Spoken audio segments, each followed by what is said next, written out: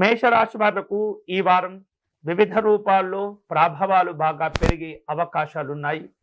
మంచి పరపతిని పెంచుకోగలుగుతారు. సంఘంలో మీరంటే అందరూ గుర్తుపట్టేటటువంటి సందర్భాలు, కార్యక్రమాల్లో పాల్గొనే సూచనలు ఉండబోతున్నాయి. మేషరాశి వారు ఈ వారం కొన్ని రకాల వ్యక్తిగతమైనటువంటి సమస్యల నుండి బయటపడే అవకాశాలు ఉన్నాయి. ఆస్తి వివాదాలు, పలు రూపాల్లో ఉన్నటువంటి కోర్టు వివాదాల నుండి కూడా కొంత ఉపశమనాలు లభించబోతున్నాయి. ఈ వారం ఆదాయ మార్గాలు పెంచుకోగలుగుతారు.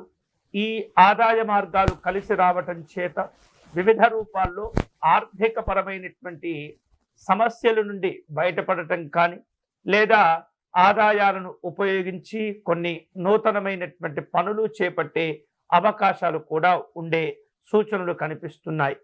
మొత్తం మీద ఆర్థిక విషయాల్లో గతం కంటే కొంత సంతృప్తిని పొందేటటువంటి వారంగా ఈ వారం ఉండబోతుంది. అలాగే వీలైనంత వరకు కూడా అనవసరమైనటువంటి ఖర్చులు తగ్గించే ప్రయత్నం చేస్తూ ఉండాలి.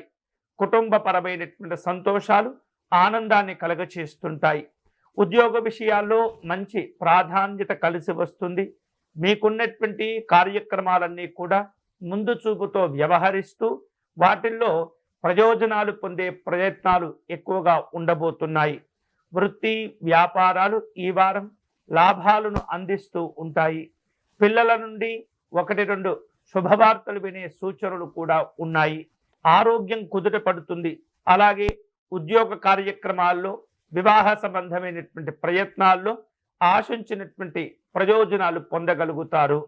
వివిధ రూపాల్లో సంఘపరంగా ప్రముఖులను కలుసుకునే సూచనలు కూడా ఉండబోతున్నాయి.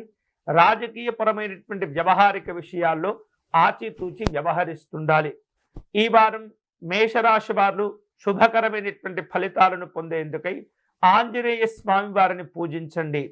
స్వామివారి యొక్క దండకమును పారాయణం చేసుకోవటం, అలాగే సింధూరంతో స్వామివారిని పూజించటం, హనుమత్ బడబాణల స్తోత్రమును పారాయణం చేసుకుంటూ ఉంటే కనుక విశేషమైనటువంటి శుభాలను పొందవచ్చు.